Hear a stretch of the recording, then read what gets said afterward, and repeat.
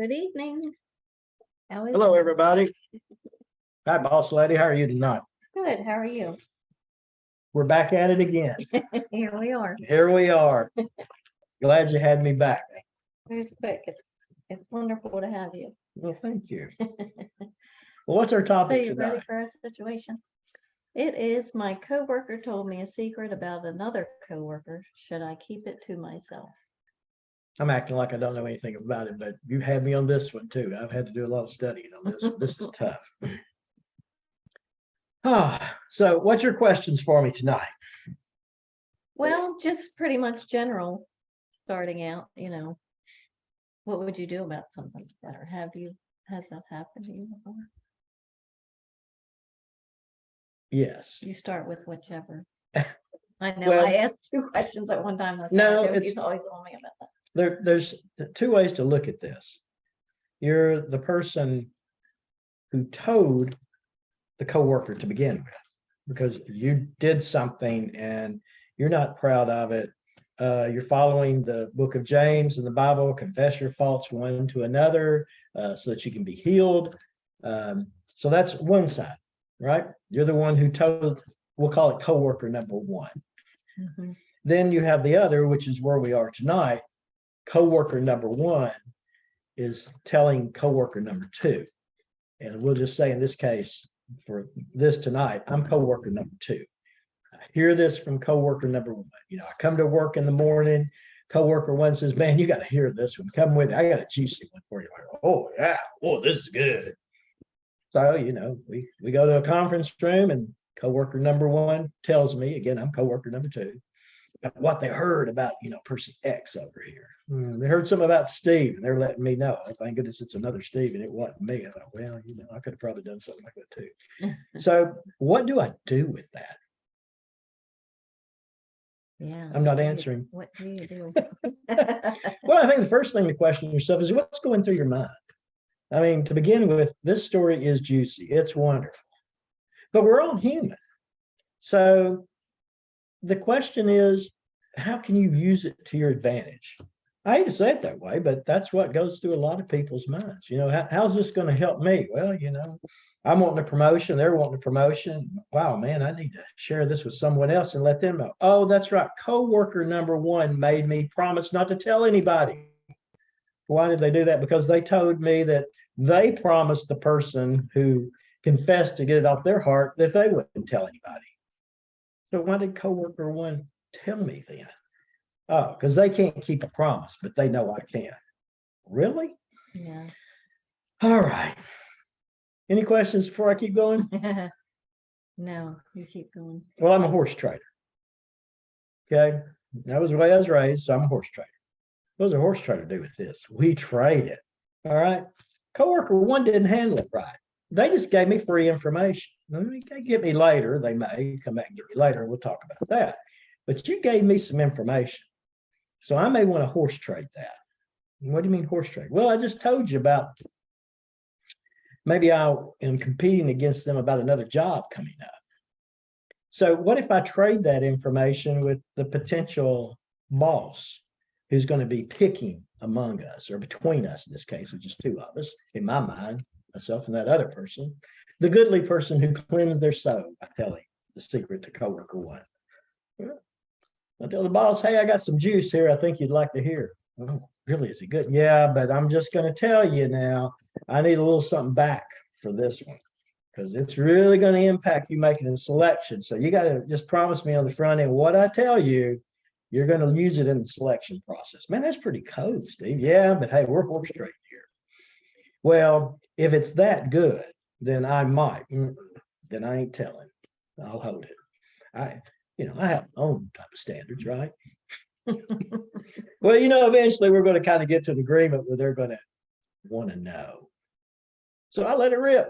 This is what I heard from a very confident source. They heard it from the horse's mouth, from the person that's challenged me on this job you got. And man, I don't think you want them. You're like, wow, you're a tough cookie there. Well, I horse traded, it's the information. What do horse traders also do? Well, of course, you tell them like the first one did, tell anybody that I told you. This is in private. But the other thing is that horse traders do is that they're trying to get something out of it, right? Mhm. They're hurting you and they don't mind because it's a winner to them. Think about that. It wins.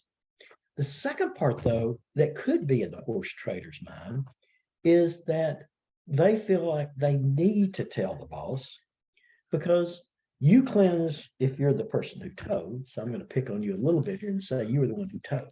You cleansed your soul and you're walking around and thinking, all things great. I got it on my soul.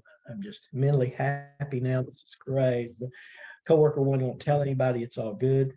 I'm like, you can't get off that easy. Remember, I'm coworker number 2. Even coworker number 1 could do this. And that may be why they towed coworker number 2, me. Because coworker 1 thinks, Lori gets to walk away. See how I made you the villain? Well, you're not really the villain. Coworker 1 be the villain. You were the saint because you towed.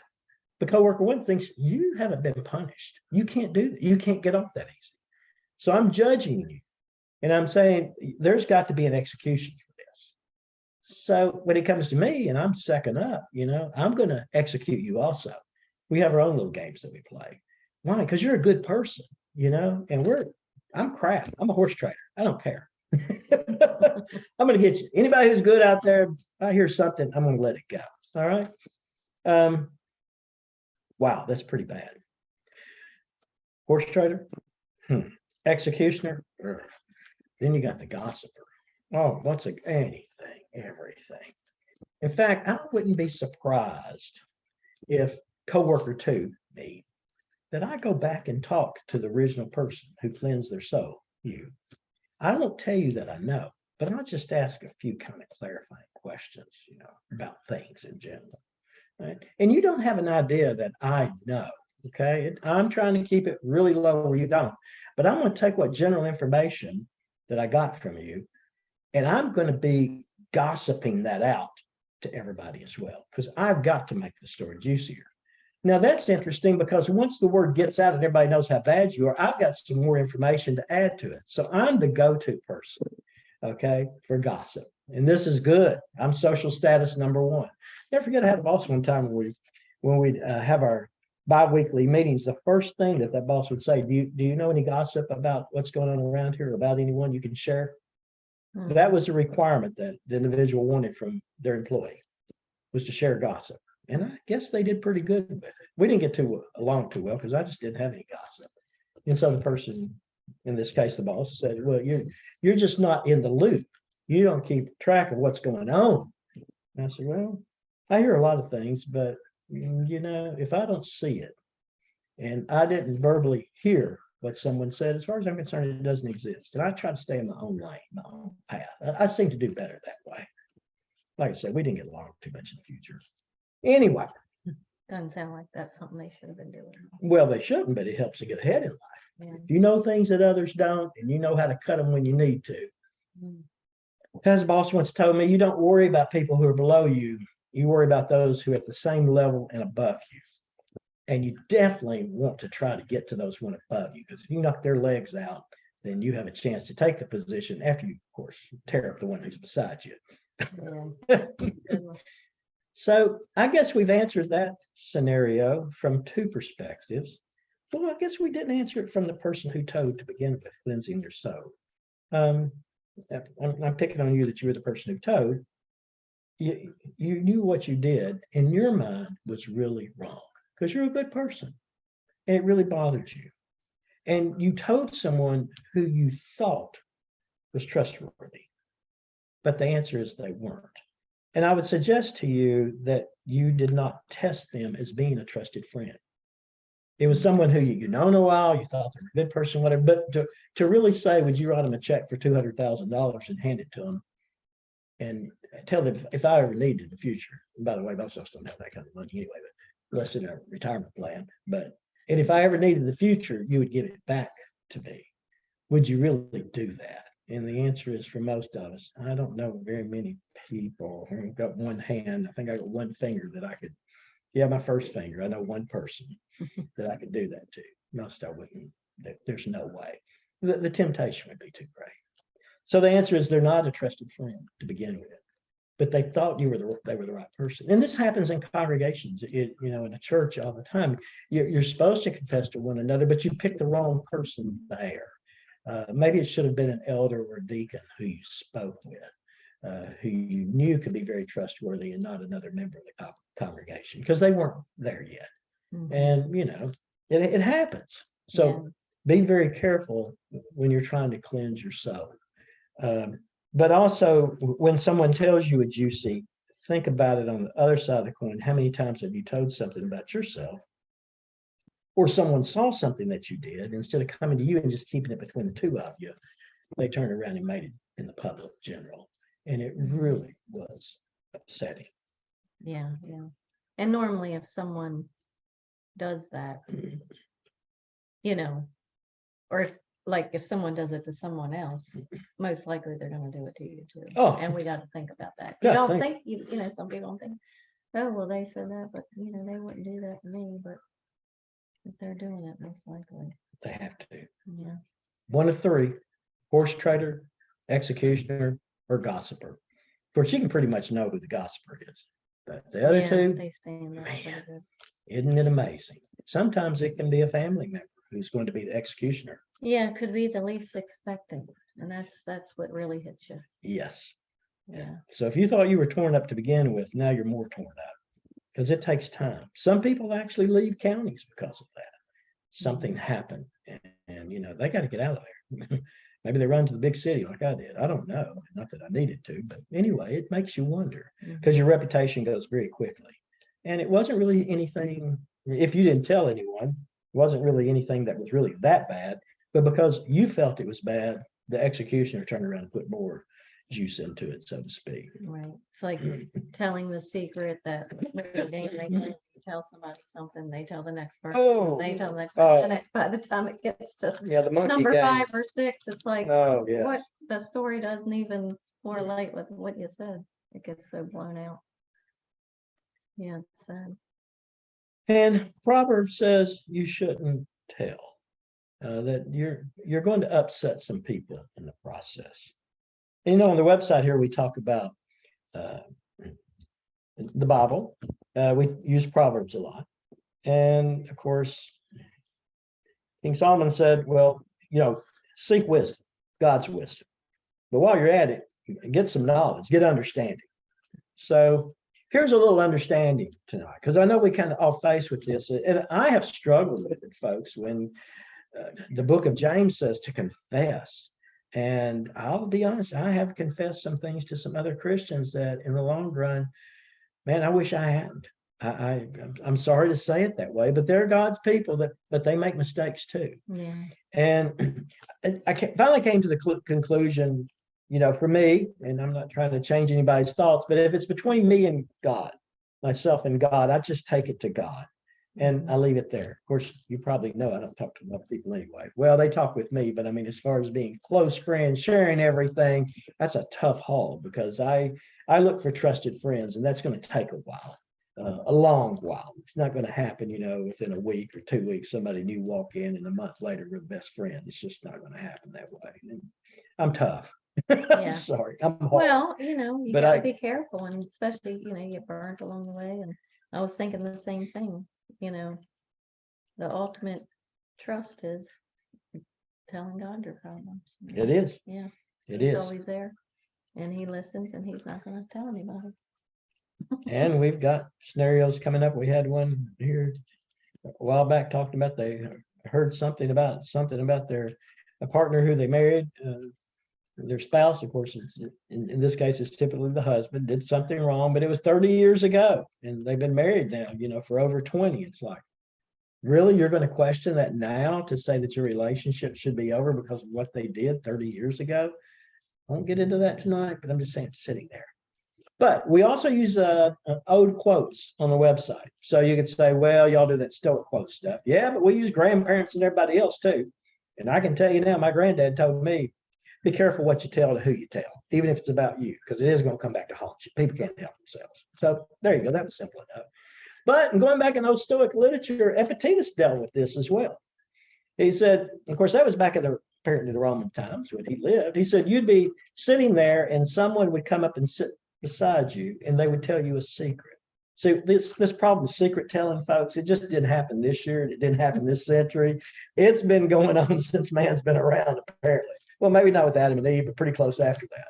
So it says somebody comes up and says, oh my goodness, I don't like Caesar. He's a bad person. Of course, Caesar, of course, was a ruler at that time, and saying bad things and says, well, Lord, what do you think about Caesar? Well, you're like, well, I don't like him either. Well, you didn't know that was a spy from Caesar. And Epictetus says, next thing you know, you're sitting in prison. And he goes through, of course, it's called Epictetus' discourses, but he goes through this. It's almost like he's defending on why you don't tell people things, And just like the guy he apparently had to run in with someone else. It's like, they'll tell you a secret and then they'll say, like, as he puts, what do you have that you can share with me? I told you my secret. Now tell me your secret. That's a bargaining chip there, so to speak. And when he says, don't fall into that trap. You don't owe them anything. It's like you said, if they turn, he's referring to a wine bottle, if they turn around and give you a wine bottle that's got a hole in it, why do you want to turn around and give them a good wine bottle that you've got? And that's what they're asking for. They've already got trash that they're giving to you, but they want something good out of you so that they can, quote, make you look bad, possibly, when they're telling their story down the road. Or you get pointed at, as the book of Proverbs says, because you let something that you knew about someone else out in the public. You'll be the one that gets in trouble, not the one who told it.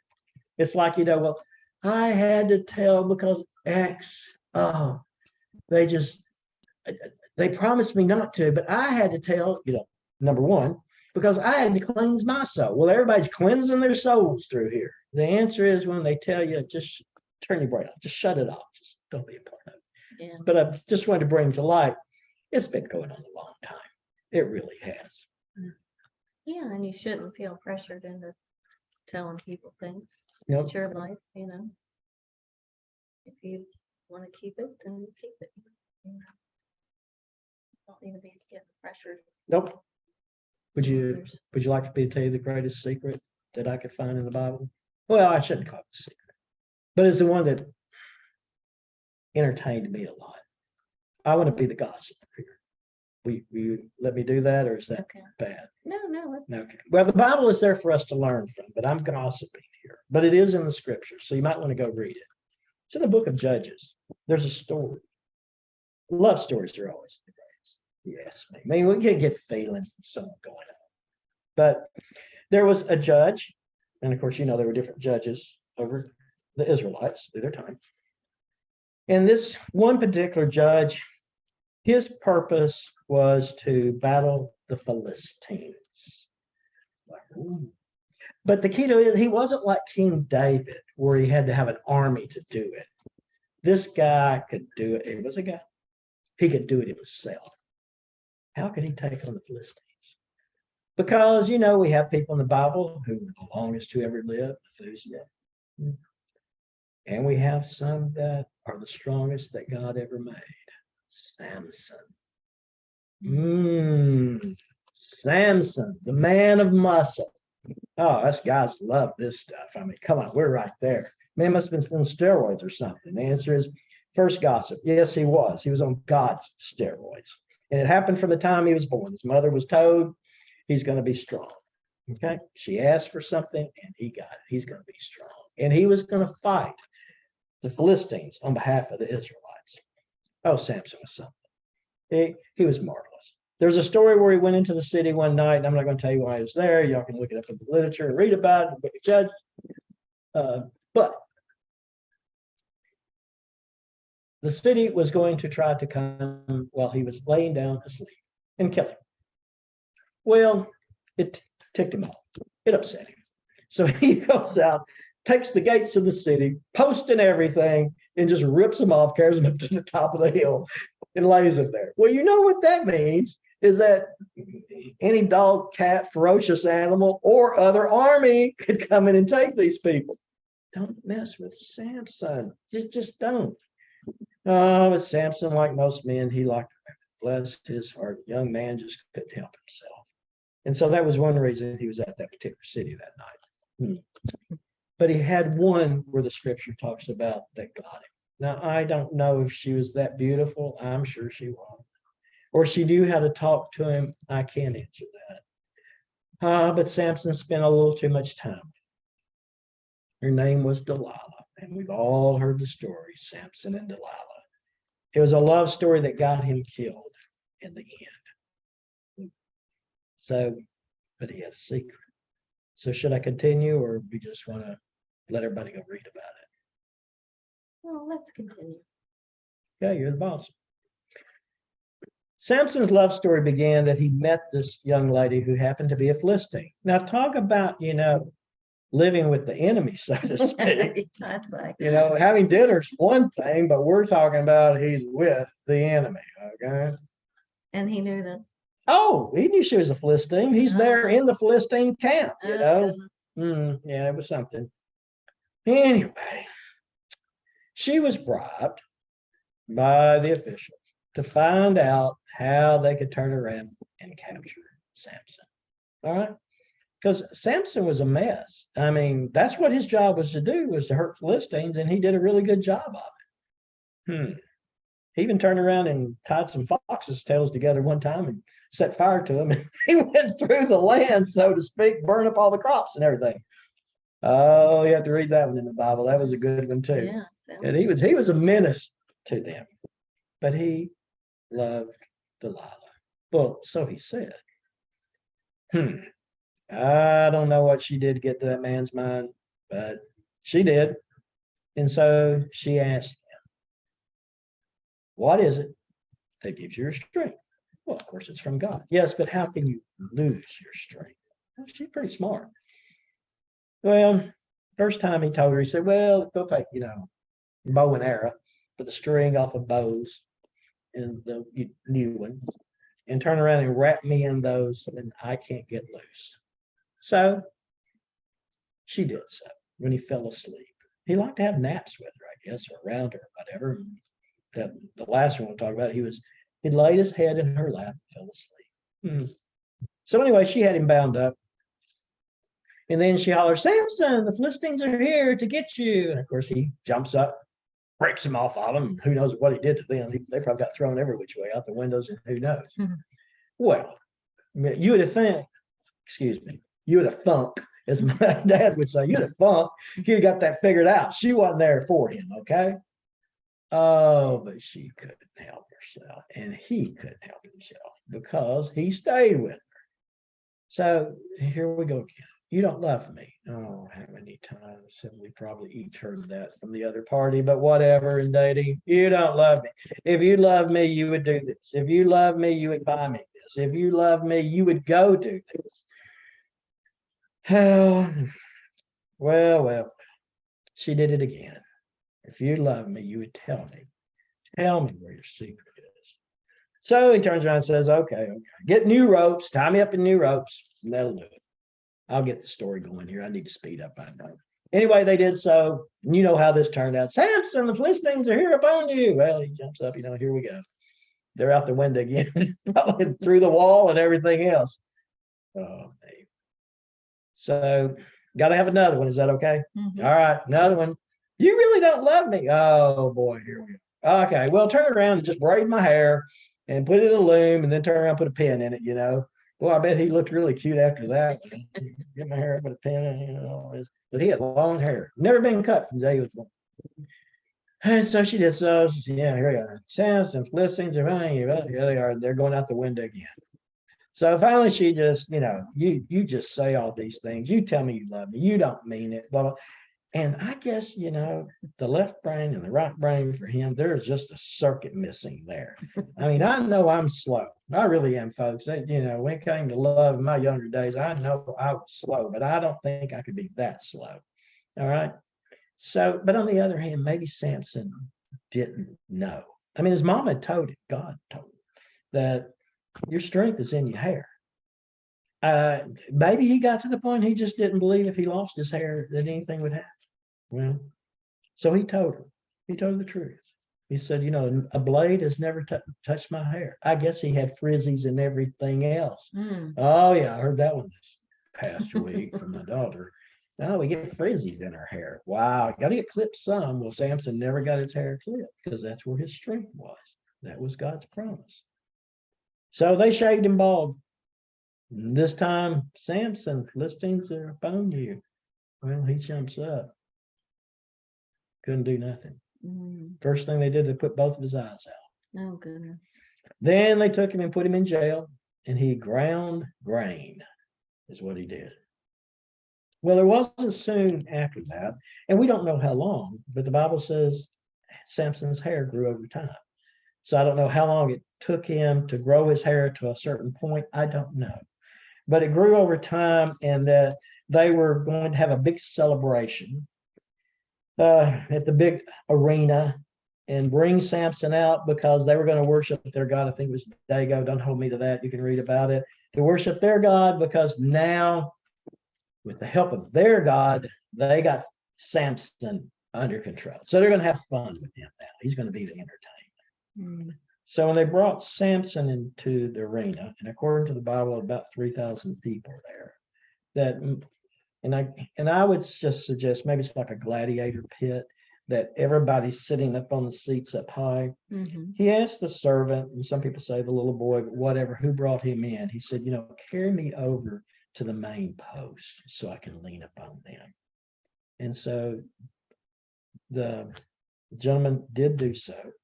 And so he's leaning up on one post, but he wanted to be there because he wanted to drop that whole establishment literally to the ground. So he's there and he asked God, he said, give me strength one more time. Just one more time. Please, God, one more time. And God gave him the strength. He had a pillar on the right. He had a pillar on the left. And he starts to push. He had all the strength back in him again. Can you imagine the stones? They were starting to crack. And all these priests and everyone, they're like, this is getting a little shaky. What's fixing to happen? But I'm going to stop the story there for a second because I want to tell you something else. The Bible doesn't mention this, okay? So this is Stevie out here talking. But if all these Philistines are there, don't you think Delilah was there too? And we don't know that. Don't know that, folks.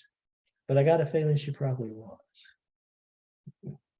Yeah, probably intrigued on probably to see him. Yeah. But I would suggest that Samson finally got the right brain and the left brain connected. And it just didn't matter at that point. Because he also said to God, I'll die with them. Meaning all these Philistines. We're going together. Well, needless to say, the whole thing fell. They said that, around 3,000 people, there were more people killed at that one time than Samson had taken out during his whole lifetime. That was a tough one. Yeah. So if we can't get through the Epictetus thing of someone sitting beside you, they're wanting information to possibly do you in. I told you a favor, give me a favor. If we can't get through the, hey, are they a horse trader? Are they a gossiper? Or are they the judge and executioner? I would say, let's get past love. Okay? And that means love for ourselves and trying to cleanse our minds by telling someone what we did.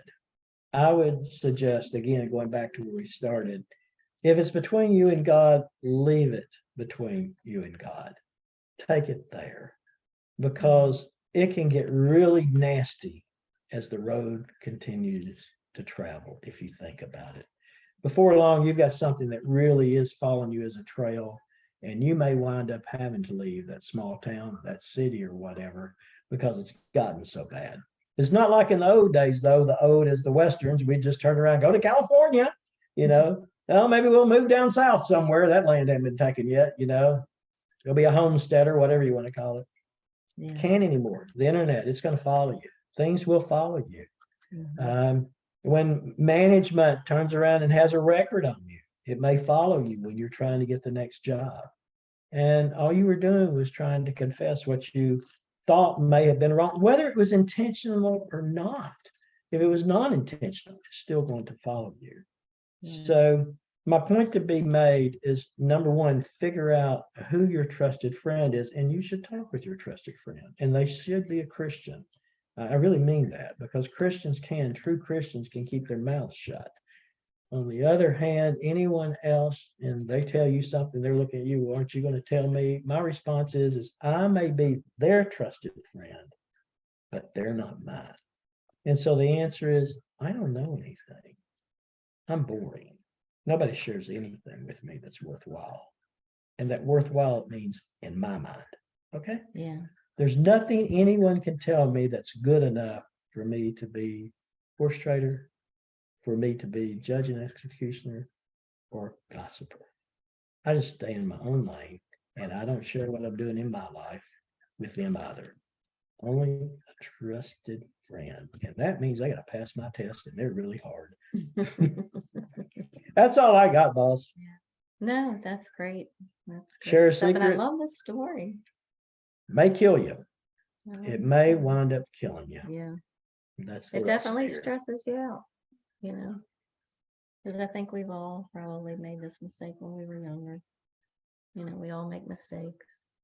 You accidentally tell somebody something that you shouldn't have, or that somebody else told you, or whatever. And you feel horrible. You do feel horrible. Yeah, it's not good. Like I said, when somebody tells you something, it needs to stop right there. And they'll go tell Mhm. another person, most likely. You're not the only one. And what does it matter? They promised X, they wouldn't tell. They already did, Yeah. And I'm not going to stand there and tell them. I ain't telling anybody. My response is, I didn't hear anything you said. I don't want to know. I'm just pushing out. I don't care to hear that. Please don't share those things with me in the future. Well, it could affect you. I'm trying to protect you. I didn't need that kind of protection. Right, I know the person, and I'm fine with how they are. right. So And you don't want to take other people's opinions on other people either. Yeah. That happens. So and so did this, or people make up stuff, and that person didn't even do it. Next thing you know, you got Yep. people against you and spreading rumors that didn't even happen. So I go back and I finish up and say, take it to God. The whole purpose here is for us to get better each day. Yeah. That's what we're trying to do. Get better. And I ain't better than anybody else. And I did use the word ain't, and I'm not. I know it. Right. That's all I got tonight, boss. That's All right, it. well, thank you for the conversation and the Bible story. You're welcome. I can't help myself. I like it. It's wonderful. It's wisdom. I like it too. It is. I like these stories. Good luck to you, folks. Don't hear secrets. If you do, stop them, and don't tell secrets. It's between you and God. Yep, put the blinders on. Put the blinders on. All Bless right, everyone. Have a great week. Thanks for joining us. Thank you. Bye-bye. Bye.